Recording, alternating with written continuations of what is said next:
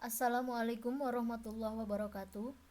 Kita ucapkan syukur alhamdulillah karena kali ini kita masih diberikan kesempatan untuk melakukan kegiatan perkuliahan online pada mata kuliah teori bilangan dan pada kali ini adalah pertemuan ketiga, dan pada pertemuan ini kita masih membahas sistem angka lanjutan dari pertemuan sebelumnya. Jadi semoga nanti apa yang dijelaskan bisa kalian pahami, bisa kalian terapkan, dan bisa kalian cerna dengan baik, sehingga nanti tujuan pembelajaran kita akan bisa tercapai dengan baik pula.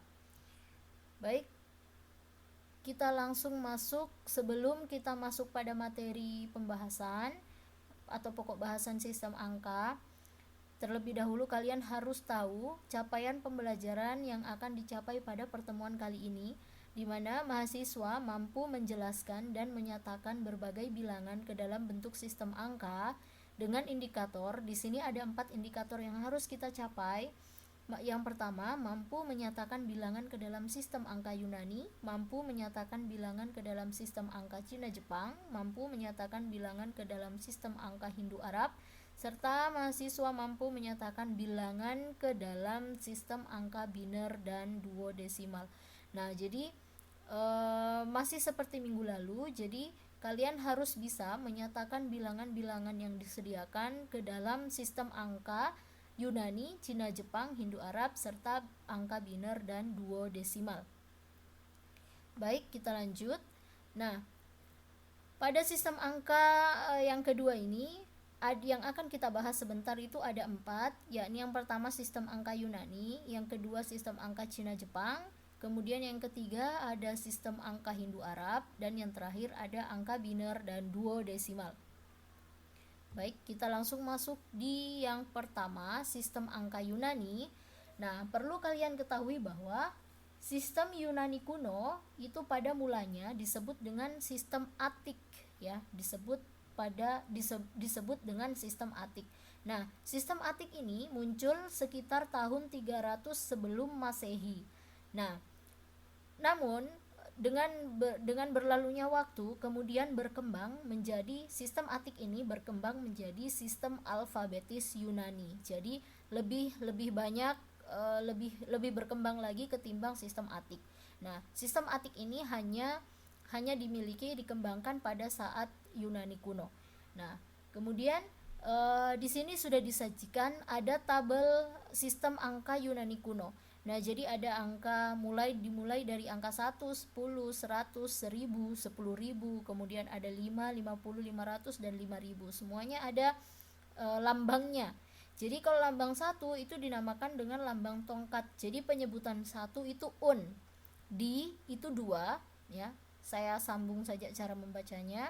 Jadi di itu 2. Kalau 2 berarti lambangnya 2 tongkat. 3 berarti nanti 3 tongkat, kemudian 4 tongkat namanya tetra.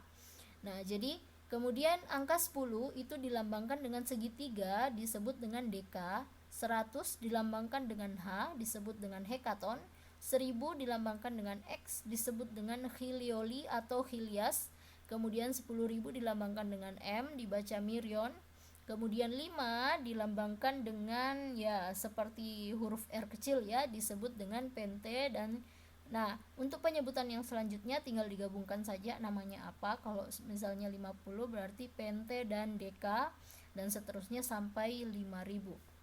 Nah, silakan kalian baca kembali nanti atau diperhatikan baik-baik sistem angka Yunani kunonya. Baik, kita lanjut.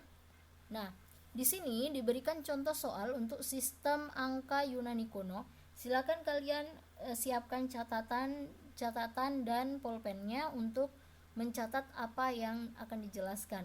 Nah, di sini diberikan contoh angka atau bilangan 2857 yang diubah ke dalam bentuk sistem angka Yunani kuno. Nah, yang pertama 2000. Coba perhatikan, kita kembali ke slide sebelumnya. Nah, 2000 itu ada di ribuan dengan lambang X atau hilias, ya. Jadi ada di situ 1000. Jadi kalau 2000 di sini ada 2x. Ya, perhatikan.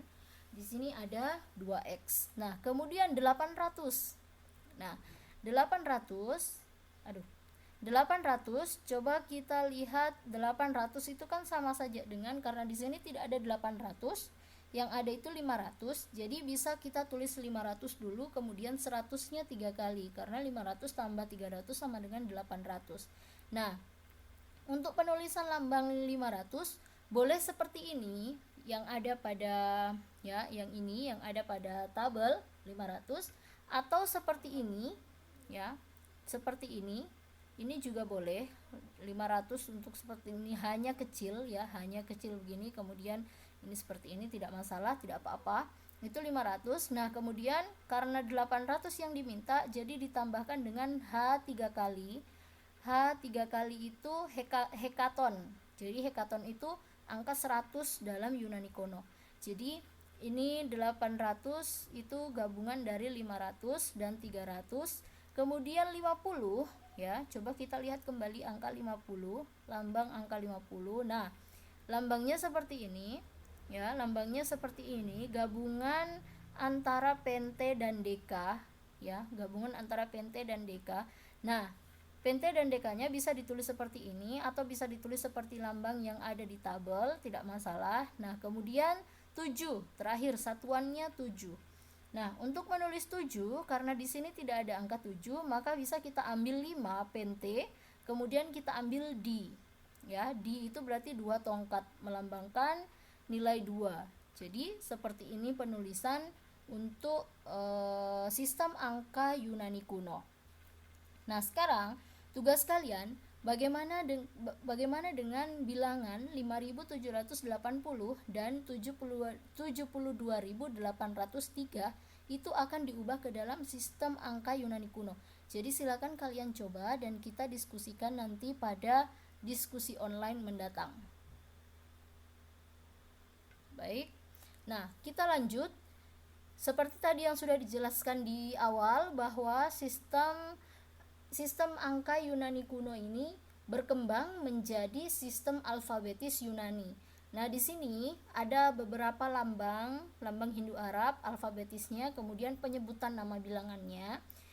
Di sini dimulai dari 1, 2, 3, 4, 90, kemudian ada 100, 200, 300 sampai 9000 Jadi ada lambang-lambangnya di sampingnya, ada keterangan dan sebagainya. Nanti silakan kalian perhatikan dengan baik agar kalian bisa mengubah lambang Hindu Arab ke dalam sistem alfabetis Yunani.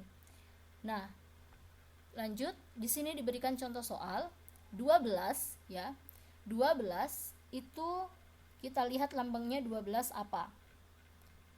Karena di sini tidak ada 12, maka lambang 12 itu dilambangkan dengan 10 10 ini lota lota penyebutannya 10, kemudian dengan beta 2. Jadi 10 tambah 2 sama dengan 12. Nah, kemudian 21 di sini tidak ada.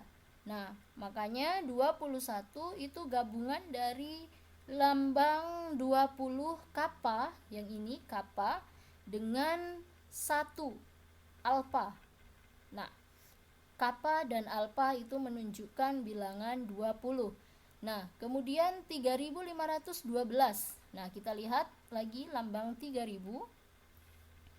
Di sini ada lambang 30 ini lambang 30. Lambda pakai aksen di atas pakai aksen di atas. Nah, kemudian bukan lambda tidak ada keterangannya di sini. Kalau ini gamma pakai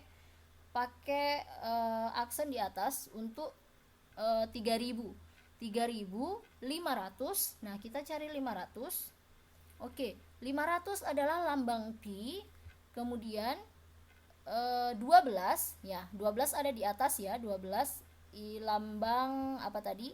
12 lota dan beta. Jadi ada gamma, pi, lota dan beta. Nah, ini untuk menunjukkan bilangan 3512 pada sistem angka Yunani kuno. Nah, kemudian